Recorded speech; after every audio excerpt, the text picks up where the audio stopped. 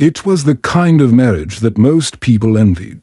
Mark and I had been together for years, and we had built a life that I thought was perfect. I was in love with him, and our two children were the light of our lives. We lived in a small, charming house on the outskirts of the city. Mark worked long hours, but we always made time for each other and our kids. I was convinced that I had the ideal family, the perfect life. But everything started to unravel the day I found the letter. It wasn't anything I had been expecting. I had just finished putting the kids to bed, and I was cleaning up the kitchen when I noticed an envelope sticking out of a drawer in the desk. It wasn't unusual for Mark to leave things lying around, so I thought nothing of it. But when I picked it up, I saw the name Emma written on the front. Emma was my younger sister. The envelope felt heavy, as though it held something that shouldn't be opened. I hesitated for a moment,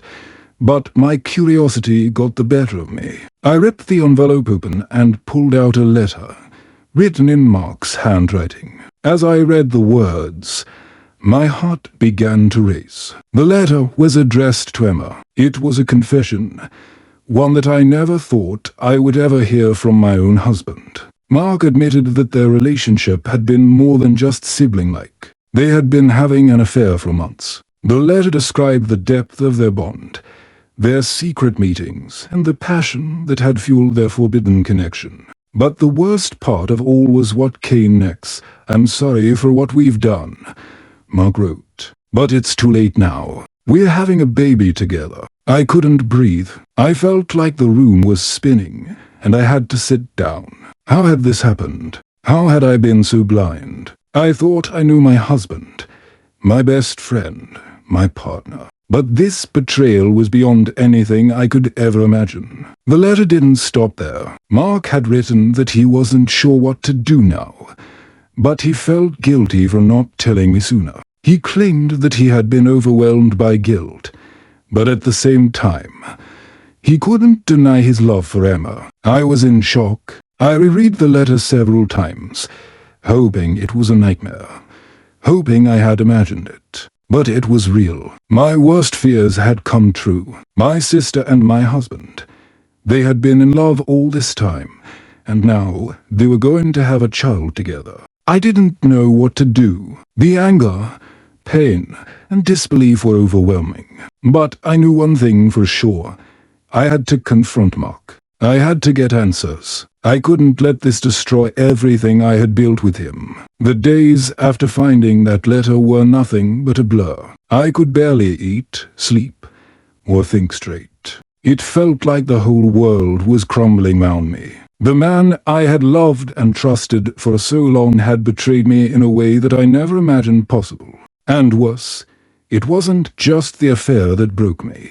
It was the fact that I had been deceived by the two people I loved most in this world. My husband and my sister. The anger and pain inside me were too much to bear. Every time I closed my eyes, all I could see was the image of Mark and Emma, together, betraying me, betraying everything I thought we had built. And now, Emma was pregnant with his child. The very idea seemed like a nightmare I couldn't wake up from. But I had to face the truth. I couldn't keep pretending that everything was fine. I needed to confront Mark. I needed to know why. Why had he done this? Why hadn't he told me? And most importantly, what were we going to do about it? I waited for Mark to come home that night, the anticipation gnawing at my insides. When he walked through the door, I didn't say a word. I simply handed him the letter. His face immediately dropped, and I saw the guilt flood his eyes. He knew what this meant. He knew the time for secrets and lies had come to an end. "I knew you would find it eventually," he said softly, his voice barely above a whisper. "I was going to tell you, I swear I was, but I didn't know how. How could you keep this from me, Mark?" I asked, my voice trembling with a mix of anger and disbelief. "How could you betray me like this, and with my own sister?" He lowered his head in shame, his hands trembling as he ran them through his hair. "I never wanted to hurt you, Liz. I didn't know how to stop. It started innocently enough, but then it became something more. I couldn't get out. And then, when we found out Emma was pregnant, it all spiraled out of control. You couldn't get out. I repeated, the bitterness in my voice growing. You couldn't get out. What about me, Mark? What about our children? Did we not matter to you? I'm sorry. He said, his voice full of regret. I never meant for this to happen. I never wanted to hurt you. I thought I could keep it from you, protect you from the pain. But I was wrong. I should have told you the truth from the beginning. I should have come clean. Why didn't you? I demanded, feeling the tears start to fall. Why didn't you tell me, Mark? Why didn't you tell me about the affair? About Emma? Why did you let me live this lie? Mark's face twisted in guilt, and I could see the regret in his eyes. I was ashamed, Liz. I was ashamed of what I'd done. I didn't know how to face you. How could I look you in the eye after everything? You don't think I'm ashamed? I spat, unable to keep the venom from my words. You don't think I feel like a fool, Mark? You betrayed me, and you expect me to just forgive you, to just accept that this is all some kind of mistake. I could feel my chest tightening with the weight of everything that had been said. The betrayal, the lies, the years of silence.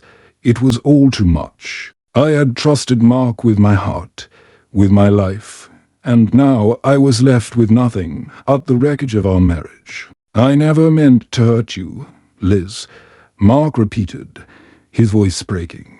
I love you. I never stopped loving you, but I don't know what to do now. I don't know how to fix this. I don't know if it can be fixed, I said softly, my heart aching with the words I was speaking. I don't know if I can ever trust you again, Mark. You've betrayed me in the worst way possible. And now, I have to figure out what to do next. Mark reached for me, but I pulled away. I couldn't bear to feel his touch anymore. The distance between us was too great, and the wounds were too deep.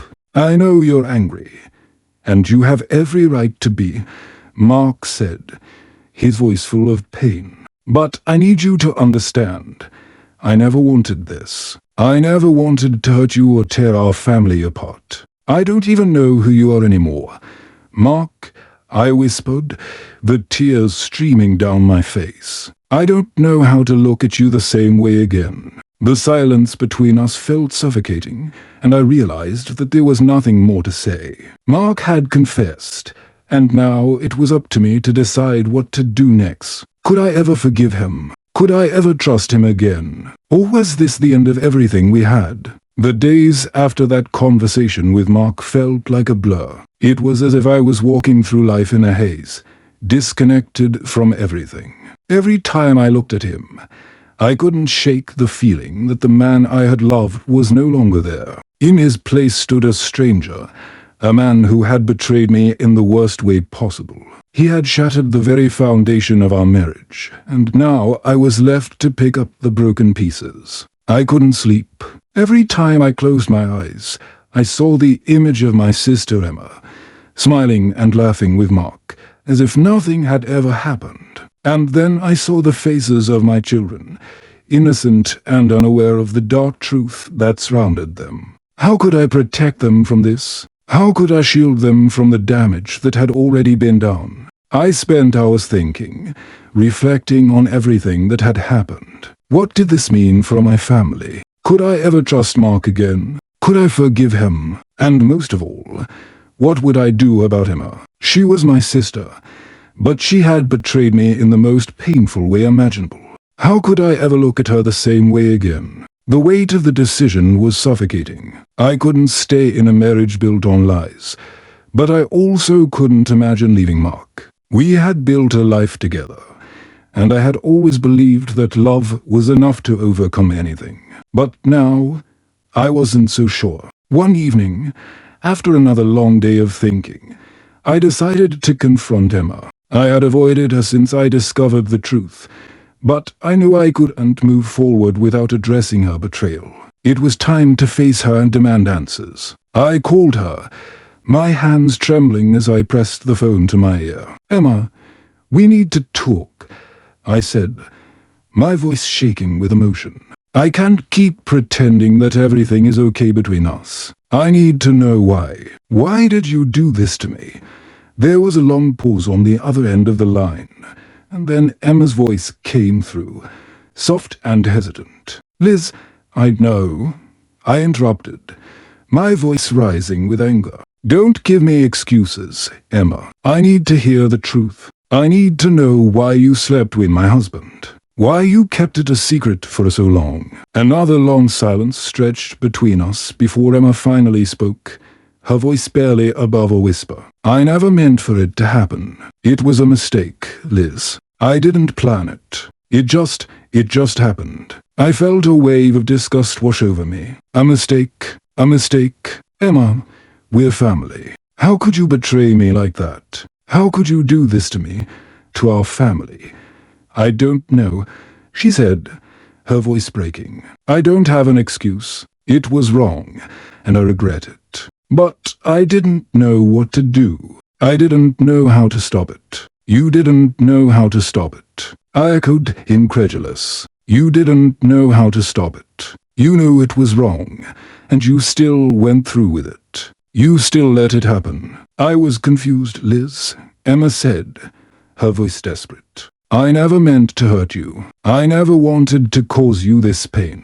I was just lost. I thought I loved him, and I didn't know what to do. I could feel my anger boiling over. You thought you loved him. You thought you loved him. And what about me, Emma? What about the trust we had? What about everything we shared as sisters? I'm sorry," she said, her voice barely audible. "I know I've hurt you, and I don't know if you can ever forgive me.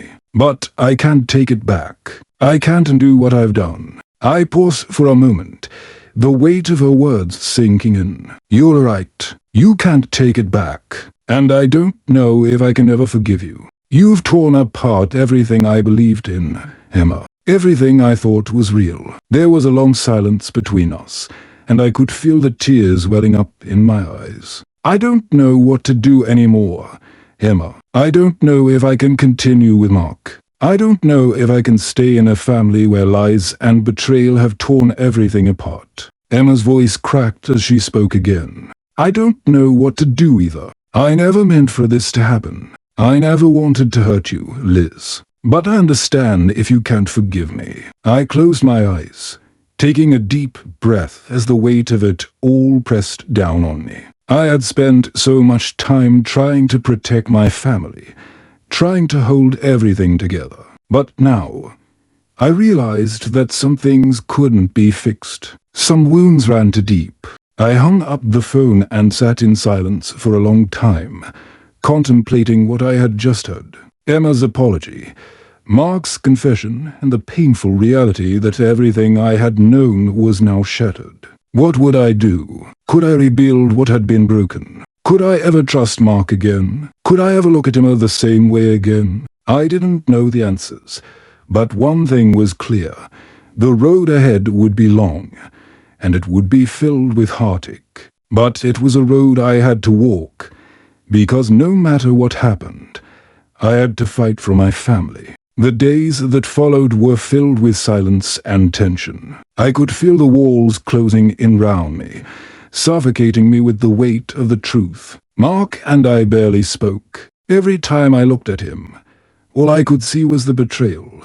The man who had been my partner, my best friend, now just a stranger, lost in the sea of lies and deceit. And Emma, my sister, had caused irreparable damage. I didn't know what to do. Part of me wanted to walk away from it all, to run away from the pain, to escape the family I had once loved. But the other part of me, the part that still held on to the hope of redemption, wondered if it was possible to forgive. Could I forgive Mark? Could I forgive Emma? Could I ever trust them again? But the hardest part of all was the children. How could I explain this to them? How could I explain that the father they adored was not the man they thought he was? How could I tell them the truth about their aunt, who had betrayed not only me but also them? I spent countless nights lying awake, my thoughts consumed with guilt, pain, and confusion.